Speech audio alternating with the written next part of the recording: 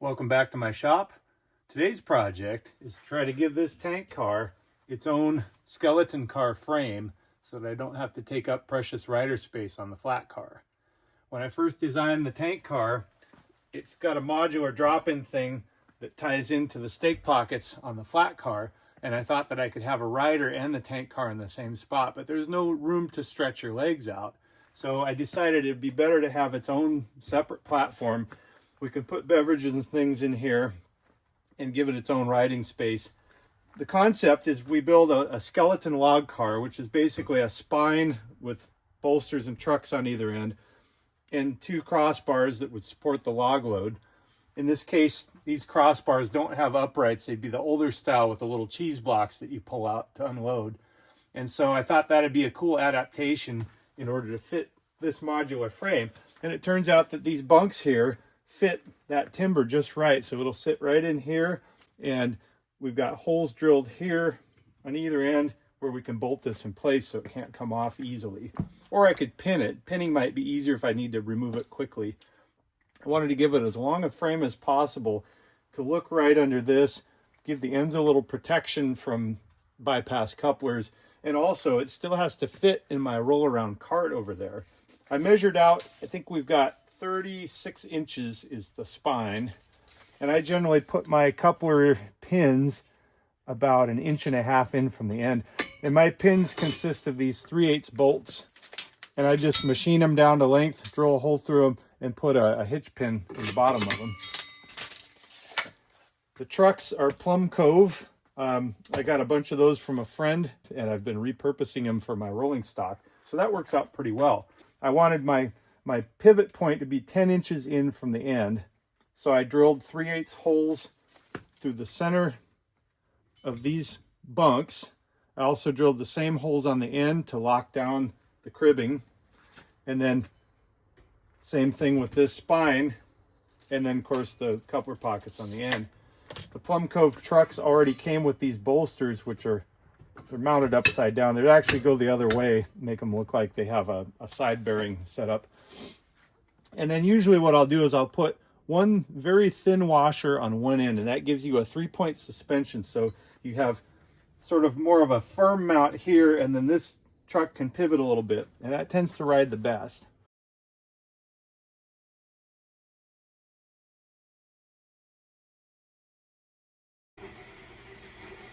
I'm doing a little more planning. I've got the bunks sanded out here. Everything's kind of test fitted. I had the tank on and everything seemed to line up. Now I'm looking at the bolsters, which are these cross pieces. These are what came with the trucks, and they offer some nice lateral support. Like I said earlier, I'll have one that's full contact and then one with a shim washer under it, so we get a little pivot, kind of a 3-point stance. But I want to make this look like it has a purpose, because these extend out awfully far, and this is all visible, unlike my flat car where this is all covered in decking. So I want to give this a purpose. And what we have here is a gap, and it would make sense that if you have a big bunk with weight on it, you would want to support that against this frame extension. So what I found is a little piece of rail. This is a scrap piece of rail, and I think that's going to look great in profile in that location. All right, have the spine all set up with these cross braces. Everything's upside down, of course, and I'm gonna put a bead of weld in here. I checked it with the square, made sure everything's good.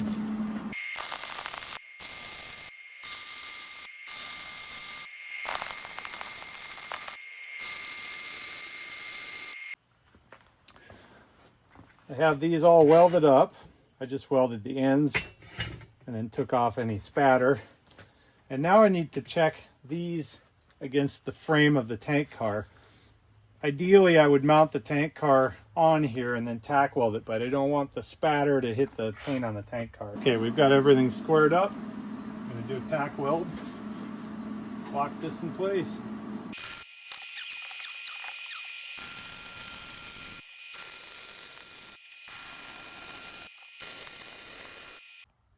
I almost forgot. These are for the safety chains. They hang down on either end, just near the coupler. Just a little back like that.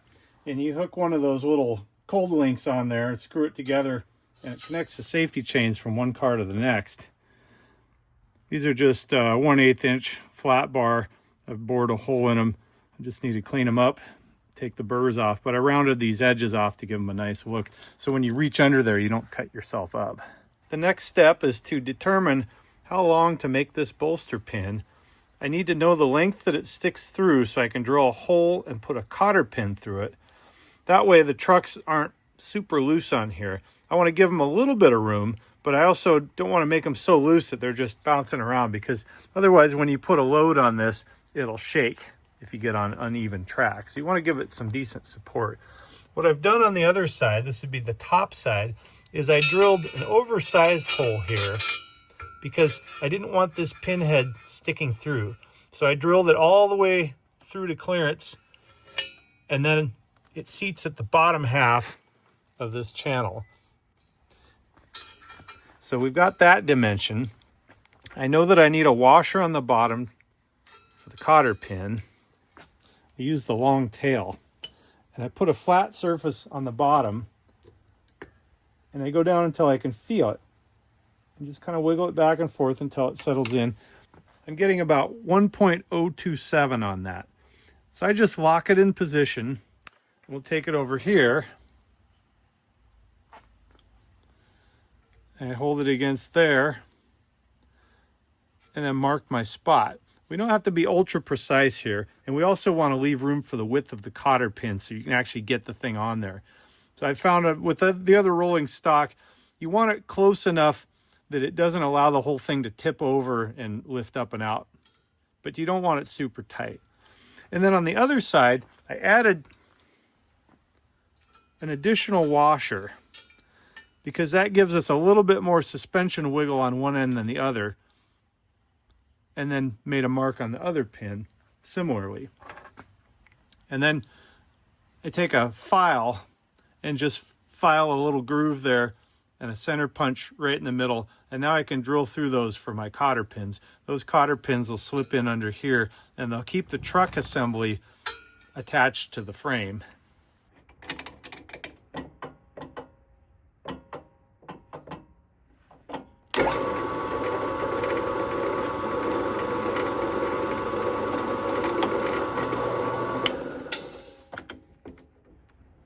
A combination of dull drill bits, and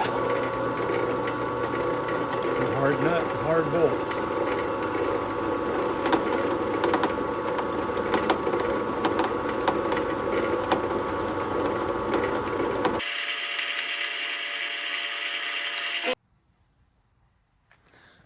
Well, here we are. I think it lines up pretty well. I put these bolts through. I think I'm going to oversize these holes just a little bit to give a little more clearance, but most of them still slip in pretty easily. I have to put the couplers in and make pins for those, which are basically the same process as all these other ones. And then paint the frame, maybe add a handbrake detail. I think that might look kind of neat. I'll see if I can find a little faucet handle, and I'll put a shaft on here, and maybe I don't know if I can find a fake chain or something. I have ideas. There's some chain right there.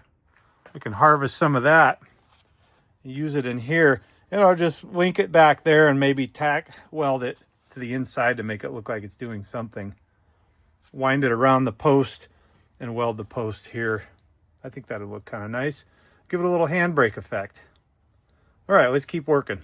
Here's the handbrake wheel. It's an old faucet tap handle.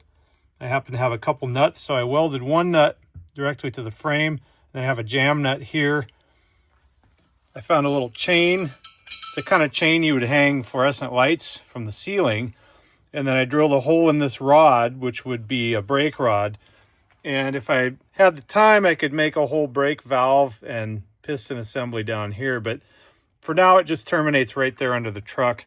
And I think this will be handy because we can hang our safety chain on here when it's not in use. Here's a close-up of the brake chain. I just drilled a small hole in some 3/16 or 1/8 inch diameter rod, and then passed the chain through it and bent it around the other side. And the other end of that brake rod is just tack welded up on the top side of the bolster where it kind of disappears from view. The brake wheel sits on a 5/16 threaded shaft, so I just welded a 5/16 nut to the frame, threaded it in, and locked it in with a jam nut. This was going to be the final test fit before painting the frame, but then I had an idea that it might be kind of cool to add some brake detail. Though not functional, they'll still look pretty good.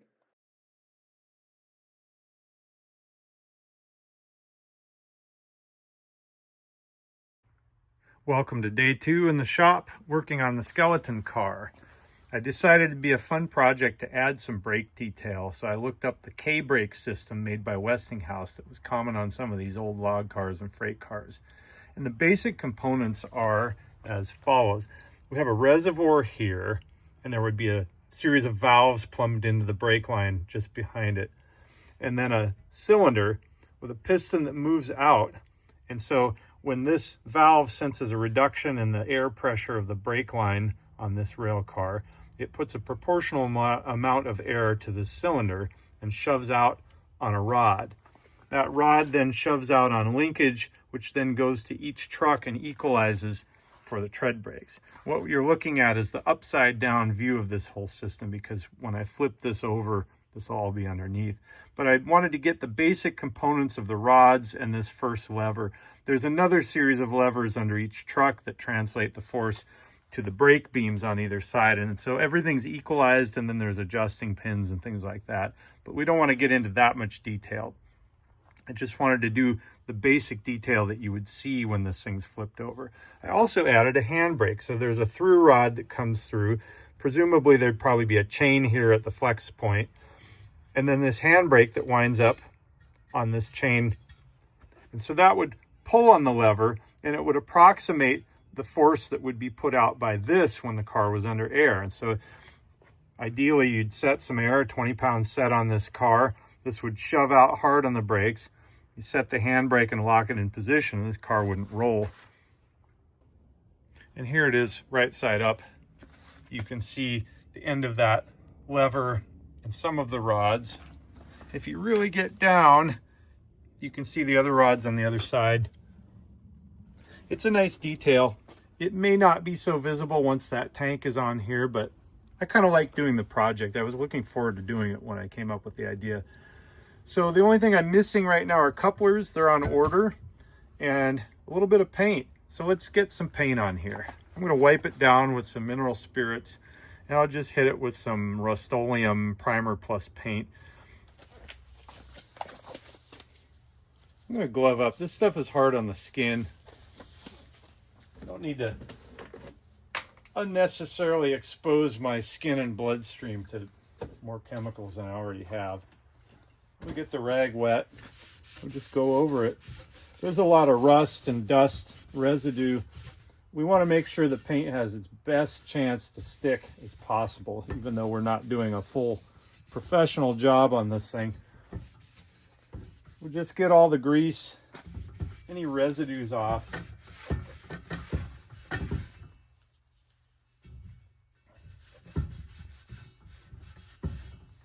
I've already gone over and cleaned up the weld spatter and sharp edges with a deburring tool and a flapper wheel.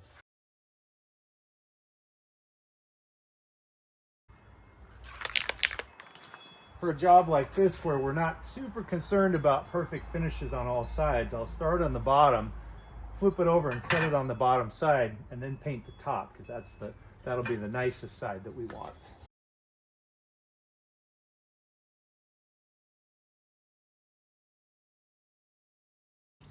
Yep, it's all clogged up.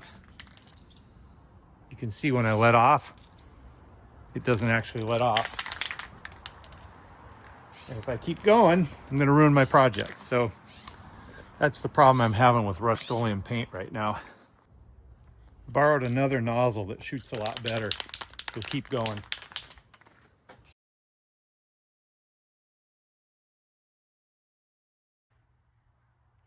Well, the paint's dry and it's looking really good. I'm happy with the way this turned out. I made up some pins using some more 3/8 bolts. I've got other videos where you can see how I do that. I basically just turn them on the lathe, turn the head off, turn the back off, drill a through hole, and then take a slightly larger drill bit and just radius these holes a little bit to clean them up, because there's always a little flashing sticking out. That helps guide the cotter in a little bit easier too.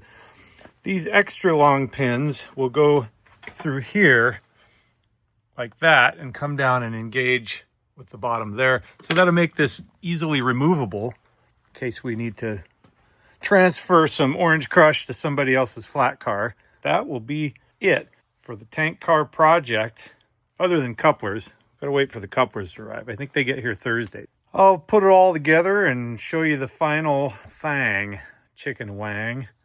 It's also worth noting that this frame can act alone as a skeleton car hauling logs or pipes or similar things, provided you have enough weight to hold the rail over spring switches. If you have any questions about this build or dimensions or anything like that, feel free to leave a comment. I check them regularly, so I'll try to get back to you.